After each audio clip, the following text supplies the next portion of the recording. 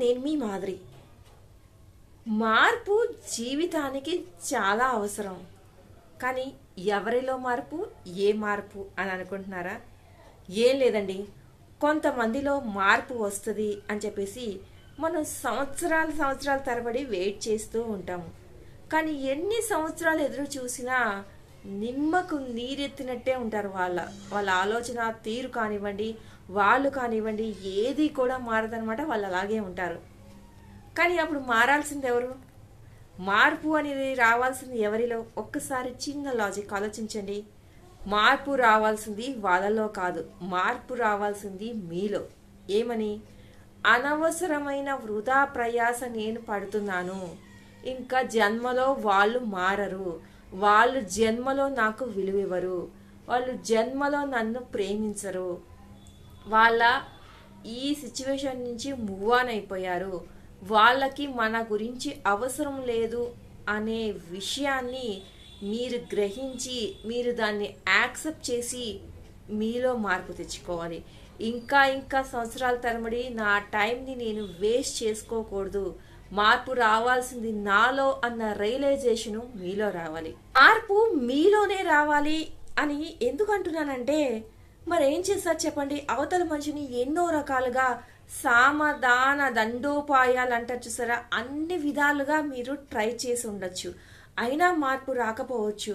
అలాంటప్పుడు ఆ బండరాయిని మీరు ఎంత ప్రయత్నించినా మార్చలేమని తెలిసినా కూడా ఇంకా ఆ రాయినే నేను ఒక శిల్పంలాగా భావిస్తాను, నేను ఒక దైవంలాగా భావిస్తాను అంటే అందులో జీవం లేనప్పుడు మీరు ఏం చేసి ఏం లాభం చెప్పండి?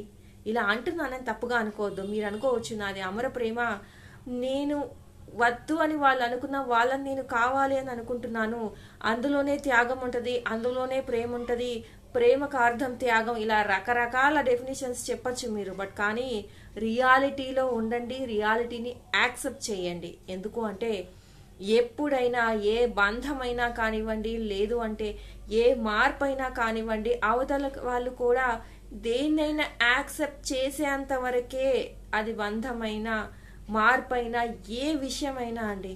మనం ఒక్కలమే ఆ విషయంలో ఇన్వాల్వ్ అయినప్పుడు ఏం జరగదు. రెండు చేతులు కలిస్తేనే చప్పట్లు అవుతాయి, కానీ ఒక చేత్తో హైఫై కొట్టొచ్చు మనం, అప్పుడు కూడా ఇంకొక చేయొచ్చు మన చేత్తో కలవాలి.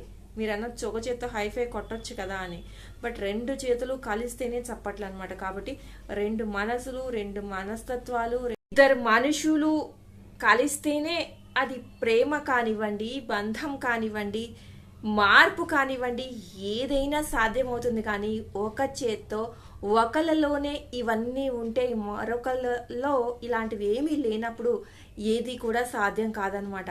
సో ఎదుట వాళ్ళు తమకేం కావాలో ఒక క్లారిటీతో ఉన్నప్పుడు ఎవడు నా లైఫ్లో ఉంటే ఏంటి, పోతే ఏంటి, నేను ఇలాగే ఉంటాను, నా వ్యక్తిత్వం మారదు, నేను ఎప్పటికీ ఇంతే, ఎవరో కోసం నేను మారను, వాళ్ళు నా లైఫ్లో ఉండాలి అని అనుకున్నా నేను అడ్జస్ట్ అవ్వను, ఇష్టమైతే ఉంటారు లేకపోతే పోతారు అని ఒక క్లియర్ కట్ క్లారిటీతో ఎదుట వాళ్ళు ఉన్నప్పుడు నువ్వు పోతే నన్నులాగా ఇదే క్వాలిటీతో ఇష్టపడే ఇంకొకళ్ళు వస్తారు, లేదంటే రారు, నేను ఇలాగే ఉంటాను, ఉంటే ఉండు లేకపోతే పో అన్నంత యాటిట్యూడ్తో వాళ్ళు ఉన్నప్పుడు ఆల్రెడీ వాళ్ళు ఒక క్లారిటీతో ఉన్నారు, వాళ్ళు చాలా మూవ్ ఆన్ అయిపోయారు, నేను లైఫ్లో ఉన్నా లేకున్నా వాళ్ళు బతికేయగలరన్న క్లారిటీ రావాల్సింది నీకనమాట.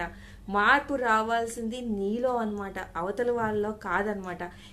ఈ రియాలిటీని నువ్వు ఎప్పుడు యాక్సెప్ట్ చేస్తావో, యాక్సెప్ట్ చేసి నీలో ఎప్పుడు ఒక రియలైజేషన్ వస్తుందో అప్పుడు నువ్వు నీ లైఫ్లో ముందుకు వెళ్తావు, హ్యాపీగా ఉంటావు, ఎవరోలో మార్పు రావాలని కోరుకోవు, నువ్వు మార్చుకొని చక్కగా హ్యాపీగా లైఫ్ లీడ్ చేసి చూపిస్తావు అనమాట.